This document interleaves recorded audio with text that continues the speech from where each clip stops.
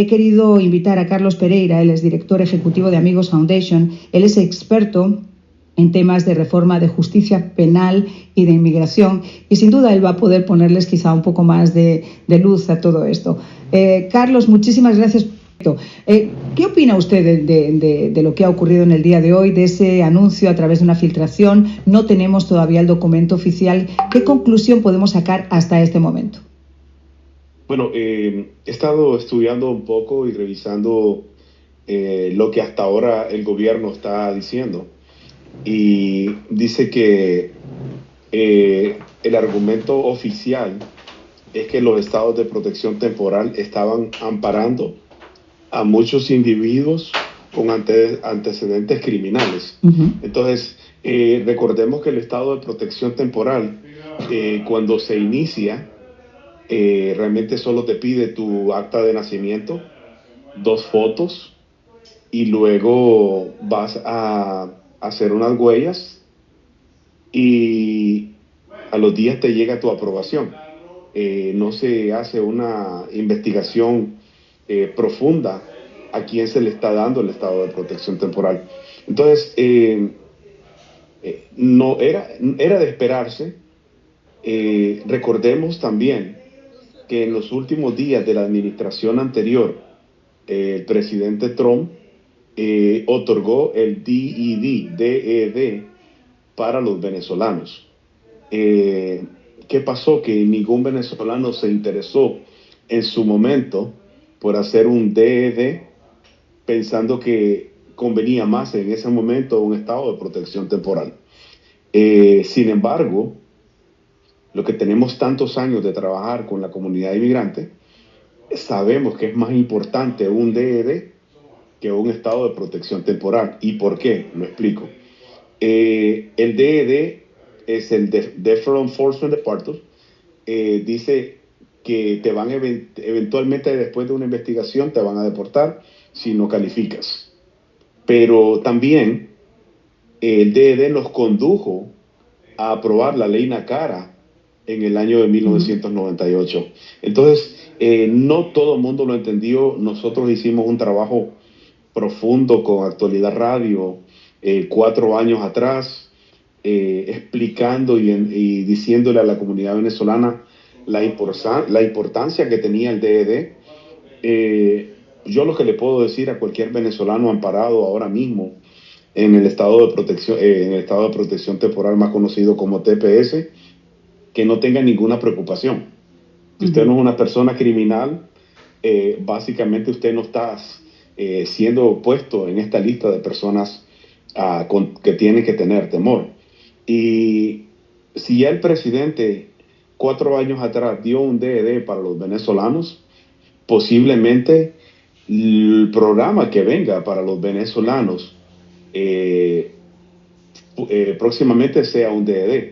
Uh-huh. Ahora, hay que saber utilizarlo, hay que saber sacarle el beneficio legal a este programa si es que es implementado, porque ese DED sí nos conlleva a un acuerdo en la Cámara de Representantes y el Senado a buscar una regularización general para todos aquellos venezolanos de bien.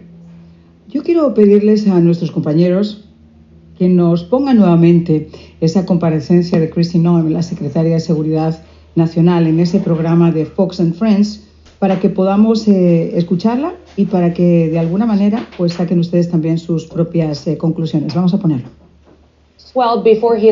Bueno, antes de irse, Mayorkas firmó una orden que decía que durante 18 meses iban a extender esta protección a las personas que tenían esta protección. Lo que significa que se iban a poder quedar aquí y violar nuestra ley, y eso lo paramos y hoy tuvimos que firmar una orden ejecutiva dentro del Departamento de Seguridad Nacional porque no íbamos a seguir en una dirección, porque lo que nos hizo nos ataba las manos. Y esto incluye no solamente a los venezolanos, sino también, obviamente, al Tren de Aragua. Vamos a seguir el proceso y vamos a evaluar a todas esas personas que están en nuestro país, incluyendo a los venezolanos. Creo que eso deja una puerta abierta a que, aunque este TPS, la forma en la que estaba concebida o aplicada a esos 600.000 venezolanos, pueda modificarse a ser de repente un una especie de screening sobre los que se pueden acoger y los que no se pueden acoger. Y yo ponía además otro ejemplo antes. Aquí han entrado muchísimos chavistas que han venido para acá, que se han acogido para acá, que son afines al régimen de Maduro, que siguen haciendo negocios con el régimen de Maduro, que siguen además cambiando la opinión o tratando de cambiar y modificar la opinión que se tiene de esos regímenes dictatoriales dentro de nuestras propias fronteras. Y yo le hago una pregunta a la gente que nos está escuchando. ¿Es eso realmente lo que nosotros queremos o queremos que esos 600.000 venezolanos, que posiblemente haya muchísimos, la gran mayoría, que han venido a tener un futuro mejor que lo que les esperaba en ese país con esa rata llamada Maduro, se tienen que perjudicar ellos por salvar de repente a estas personas que están haciendo que la opinión sobre los venezolanos cambie y se modifique? Sí, es un punto interesante, ¿verdad? De hecho, y esta conversación llevamos un par de años teniéndola.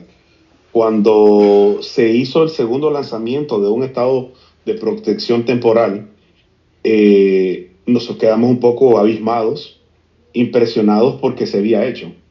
Porque nosotros como hondureños, nicaragüenses, gente de Haití, gente de El Salvador que lleva estado de protección temporal por muchos años, la misma administración nos dijo que no podíamos solicitar un nuevo estado de protección temporal porque era ilegítimo, que no era constitucional.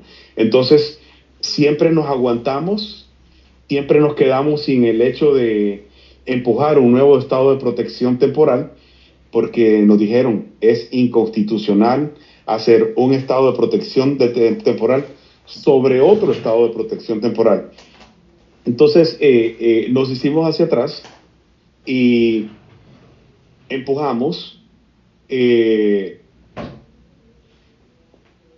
no seguimos empujando. Entonces nos quedamos realmente sorprendidos de que se hizo un segundo estado de protección temporal cuando sabíamos que no era constitucional. El primer estado de protección temporal para Venezuela sí está bien hecho y yo creo que protegió a muchas de las personas que deberían estar protegidas. Pero ya cuando entra un segundo estado de protección temporal es cuando ya entra un montón de gente que de repente no merecía estar protegidos bajo un programa como este. No, totalmente. Ahora, la pregunta que se nos plantea es, usted ha hablado de ese DID, yo creo que hay muchos más programas que se pueden hacer ad hoc, y por eso yo creo que este mensaje, por encima de ser un mensaje fatalista, a mí me gustaría resaltar también, para no sembrar el pánico, la posibilidad de que la gente entienda de que esta administración conoce perfectamente la situación por la que está atravesando Venezuela. El secretario de Estado sabe específicamente y lo ha criticado en innumerables ocasiones lo que está ocurriendo con Venezuela, y el presidente se reunió aquí en Doral no hace mucho tiempo también con una nutrida representación de la comunidad venezolana y lo sabe de primera mano el sufrimiento del pueblo venezolano. Yo no creo que vayan a tirar la piedra sin tener de repente una especie de refugio. Yo creo que sí hay algún programa que en estos momentos están analizando, que están gestionando, que van a poder aplicar. Quiero pensar eso. Claro, ahora recordemos también, el venezolano no está desprotegido, independientemente de que tuvieran que remover el estado de protección temporal, porque hay muchísimos venezolanos que desde su inicio que llegó a los Estados Unidos solicitó un asilo. Han sido asilos que han tomado bastante tiempo. Estamos hablando de asilos que llevan 8, 9, 10 años de espera. Entonces, básicamente solicitar asilo y paro a una deportación, porque el lenguaje que se utiliza cuando tú solicitas asilo es solicito asilo y paro a cualquier... eso inmediatamente los protege. Ahora, en su momento, y pensando que el estado de protección temporal iba a ser longevo como lo ha sido para los hondureños y los nicaragüenses, salvadoreños y haitianos, que llevamos más de 28 años, la recomendación que se le hacía al venezolano era, mira, si usted puede y considera que tiene un asilo frívolo, retírelo para que eventualmente no tenga una orden de deportación. Algunos lo hicieron, pero yo creo que en su mayoría se mantuvo con sus procesos de asilo Y eso es una segunda protección también. Hay muchas preguntas, obviamente, que surgen. Yo estaba diciendo que no hemos visto todavía ningún documento oficial. Una vez que se tome esa determinación, ¿cuál sería el plazo de aplicación, Carlos? Normalmente cuando una administración lanza un programa, ya sea TPS, DED, lo que sea, los programas cubren a las personas desde la fecha que se dicta la orden. Ahora, normalmente se le tiene que dar al sistema de inmigración que cree la estructura. A pesar de inmigración tiene una estructura para este tipo de servicio, pero tiene que adaptar cierto lenguaje legal. Una vez que eso ocurre, ya las aplicaciones de inmediato se pueden presentar. Pongámosle alrededor de 30 días para iniciar estos programas por largo. Pero a veces en 2-3 semanas el programa está listo para que las personas inicien estos procesos. Pero ojo con esto, todavía no tenemos nada. Claro. Porque afuera nos escucha muchísima gente y también recordemos que hay mucho fraude. Y cualquier de estas personas que empiece a escuchar esto, empieza a ofrecer villas y castillos y ahora mismo no hay nada. Entonces hay que tener cuidado con quién y dónde uno va a hacer sus procesos de inmigración. Qué buen punto, porque el otro día lo estaba comentando yo con el abogado Leal. Yo le decía, aquí se ha prostituido demasiado el sistema y eso no ha ido en beneficio de muchos, sino en detrimento de una gran mayoría. ¿Y por qué digo esto? Porque figuras, por ejemplo, como el asilo, que es una figura contemplada en cualquier país del mundo para acoger a personas que están siendo perseguidas, también lo ha estado durante muchísimos años en los Estados Unidos. Sin embargo, esos abogados que no son tan, ¿cómo explicarlo?, tan por la derecha, o esos individuos que de repente, sin ser abogados, pero que sabían realizar esos trámites de inmigración. Mira, es que fulano me ha dicho que por X dinero mucho más barato te puede rellenar en los papeles y además te tienes que ir por este lado del asilo. Aquí se ha prostituido la figura del asilo. Aquí ha habido gente que sí ha venido huyendo de las desgracias y de la persecución en su país y de la muerte y de la cárcel, pero también ha habido muchos que han venido porque su tío llevaba aquí 4 años, 5 años y querían de repente ver que aquí también se vivía mejor que en sus países y se han ido acogiendo a esas figuras del asilo. Entonces, igual que eso, ha habido otras muchas figuras migratorias que se han ido utilizando cuando realmente no debería haber sido ese el uso ni la aplicación, Carlos. Sí, de hecho, cuando una persona llega a un sitio a solicitar asilo, hay cierto lenguaje que se utiliza para esto.